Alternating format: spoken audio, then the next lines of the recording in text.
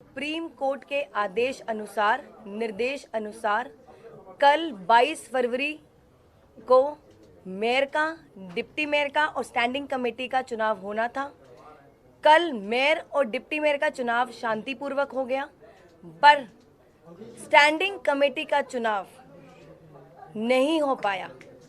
Bharatiya Janata party के पार्षदों ने लगातार सदन में हंगामा किया, सदन के मर्यादा का पालन नहीं किया, शांति नहीं बनाकर रखी। इसीलिए बार बार हाउस को एडजर्न करना पड़ा, जिससे स्टैंडिंग कमेटी का जो चुनाव है वो नहीं हो पाया। बहुत ही दुर्भाग्यपूर्ण है, बहुत ही शर्मनाक है जो भारतीय जनता पार्टी के पार्षदों द्वारा हंगामा हुआ, तोड़ फोड़ हुई, पार्षदों पर हमला हुआ, मुझ पर हमला हुआ, पोडियम को तोड़ा गया, बैलेट बॉक्स को उठाकर फेंका गया और कब्जे में लेने की कोशिश की गई, साथ ही बैलेट पेपर की जो बुकलेट है उसको फाड़ा गया। तो बहुत ही दुर्भाग्यपूर्ण है कि आज फिर वही सब हुआ जो कल शाम से लेकर पूरी रात तक से लेकर अभी तक जद्दोजहद हमारी चलती रही कि सुप्रीम कोर्ट के पालन का हम आदेश का पालन करें और साथ ही सारे चुनाव करवाएं, और उस आदेश को पालन नहीं हो पाया। भारतीय जनता पार्टी के पार्षदों ने बार बार वेल में आकर हंगामा किया, स्टेज पर चढ़ने की कोशिश की और इसीलिए चुनाव टला। पूरी रात हम इस जद्दोजहद में रहे कि चुनाव हो और 13 बार सदन को स्थगित किया गया। आज फिर वही सब हुआ जो भारतीय जनता पार्टी पिछले 2.5 महीने से सदन को असंवैधानिक तरीके से और गैर कानूनी तरीके से चलाने की कोशिश कर रही थी। अभी भी संविधान की धज्जियां उड़ाई गई और सदन में मर्यादा का पालन ना करते हुए स्टैंडिंग कमेटी का चुनाव टला और आज फिर वही दिल्ली की जनता का नुकसान हुआ जो पिछले 2.5 महीने से दिल्ली की जनता के जो काम है नगर निगम के रुके हुए थे। इस वजह से अब फिर से दिल्ली की जनता का नुकसान होगा।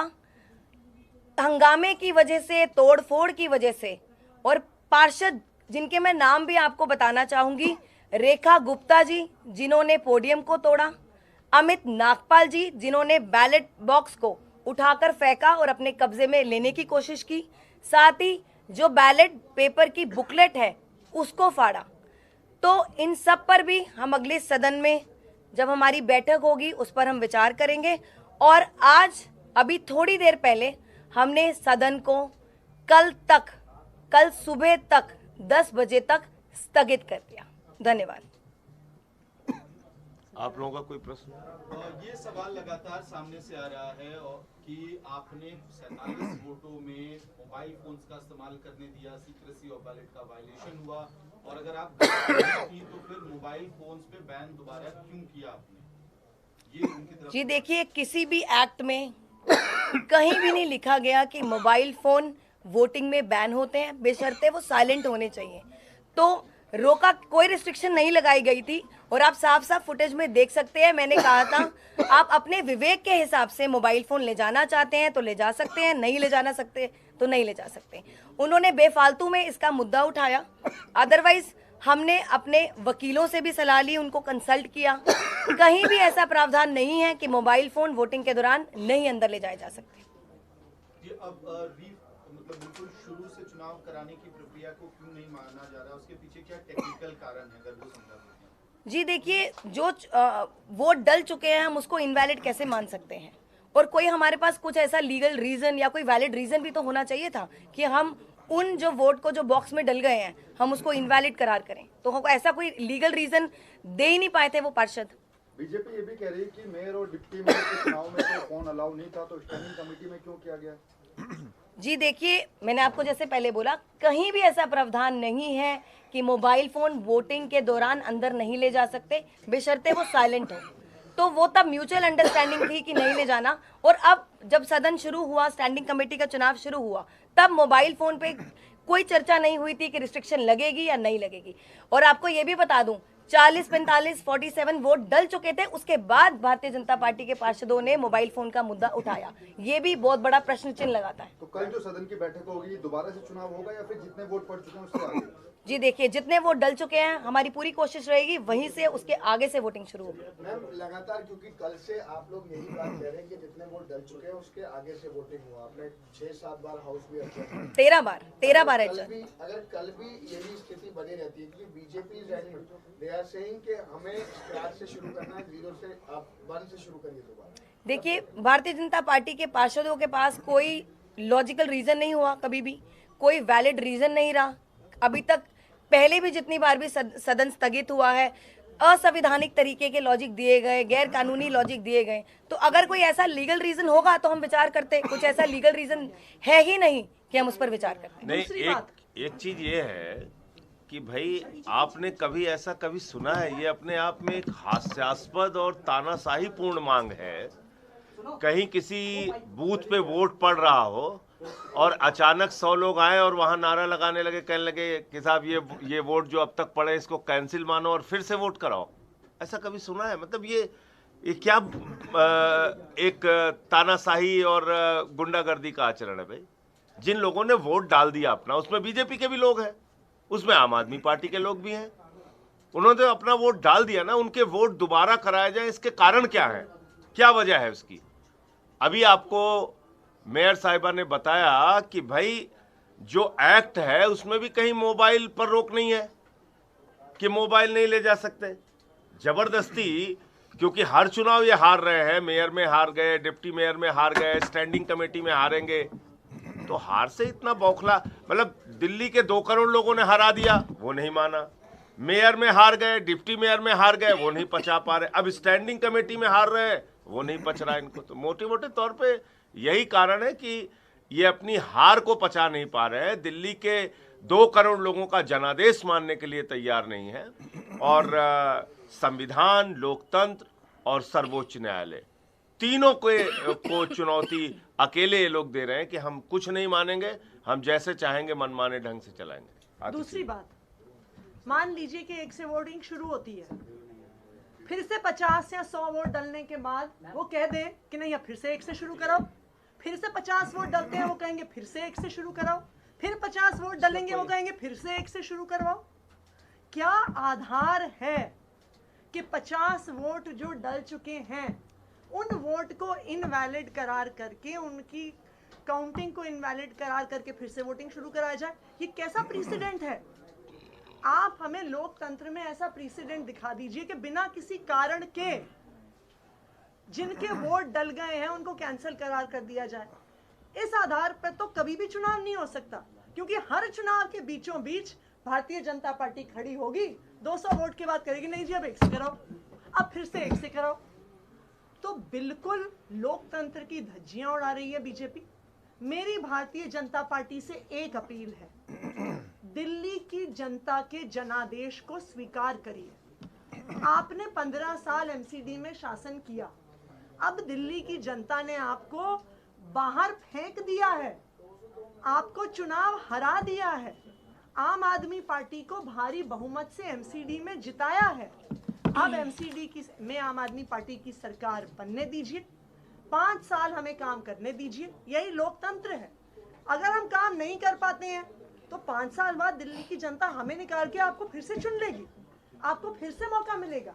लेकिन दिल्ली की जनता के जनादेश को स्वीकार करिए और लोकतंत्र का सम्मान करिए। ये पॉइंट बोल दो सर, ये आ ही नहीं रहा क्या? ये दिल्ली का जो चुनाव हुआ था उसमें भी आप देखिए कि एमसीडी का जो चुनाव हुआ था उसमें साफ तौर पे लिखा हुआ है कि voters can now carry mobile to poll booths. Poll booths के ऊपर वोटर जो है वो मोबाइल ले जा सकता है। ये दिल्ली का जो निर्वाचन आयोग है जिसने एमसीडी का चुनाव संपन्न कराया था उसमें लिखा हुआ है। तो अगर ये कोई सिक्रेसी का वायलेशन होता तो चुनाव आयोग क्यों कहता भाई कि आप एमसीडी के चुनाव में अपना मोबाइल लेके जा सकते हैं? चुनाव आयोग को आपत्ति नहीं है, यहां जो चुने हुए पार्षद हैं उनको आप कह रहे हैं कि नहीं मोबाइल लेके नहीं जा सकते आप। और इसके पीछे के मनसा क्या है, मन में क्या है तुम्हारे? क्या चोर छुपा हुआ है आपके मन में, बताइए ना। एक आदमी अपना वोट देने गया, वोट दे के बाहर आ गया, उसने किसी को वोट दिखाया नहीं, उसने अपनी गोपनीयता को भंग नहीं किया वोट की, तो आपत्ति किस बात की है? मोबाइल लेके नहीं जाओगे, शर्ट पहन के नहीं जाओगे, टी शर्ट पहन के नहीं जाओगे, मतलब ये इसका कोई मतलब है? कहीं कोई एक्ट में लिखा हो, कहीं कोई किसी नियम का वायलेशन होता हो, बात समझ में आती है। कल के मुस्कुरा के नहीं जाओगे वोट देने के लिए, रोते हुए जाओगे, घुटने के बल जाओगे, ये कोई इसका मतलब है? संजय जी, आपकी की बात पे वो कहते हैं कि क्रॉस वोटिंग का डर सता रहा है आम आदमी पार्टी को और अपने सुप्रीमो को फोटो भेज रहे हैं। तो हमको क्यों क्रॉस वोटिंग का डर सताएगा? किस बात के लिए डर सताएगा? आपने देखा नहीं अब तक? मेयर में कह रहे थे हमारा बनेगा, बुरी तरह हार गए। डिप्टी मेयर हमारा बनेगा, बुरी तरीके से हार गए। एल्डरमैन को वोट करा लो, सुप्रीम कोर्ट ने तमाचा मारा। इनकी किस बात पे आप लोगों को भरोसा करने, आप लोग बताइए किस बात पे भरोसा कर लिया जाए? किसी एक बात पे बताइए जिस पे भरोसा कर ले। और ये वही भारतीय जनता पार्टी है जो एक हफ्ते पहले कह रही थी आम आदमी पार्टी ने उनके पार्षद खरीद लिए हैं। ये भी आप याद रखिए। तो ये बिल्कुल स्पष्ट है कि भारतीय जनता पार्टी चुनाव कराना ही नहीं चाहती। वो या तो कहे कि हमने उनके खरीदे, अब वो कह रहे हैं उन्होंने हमारे खरीदे। भाई एक चीज तो डिसाइड करिए, रोज रोज आप नए बहाने बनाते हैं चुनाव ना करवाने के। क्यों? क्योंकि जो भारतीय जनता पार्टी की एमसीडी की चुनाव में हार हुई है, उसको भारतीय जनता पार्टी पचा नहीं पा रही है। हमारा उनसे एक ही आग्रह है, दिल्ली की जनता के जनादेश को स्वीकार करिए, 5 साल विपक्ष में बैठिए। ट्वीट किया था। अच्छा देखिए, एक और बड़ी मजेदार बात बता दें। कल हमारे 150 वोट थे, 150 वोट पड़े। भारतीय जनता पार्टी खरीद फरोख्त की राजनीति में इतनी उत्साहित रहती है, उसने अपने ऑफिशियल ट्विटर हैंडल से कहा कि देखिए हमने 4 यहां खरीदे, 3 वहां खरीदे।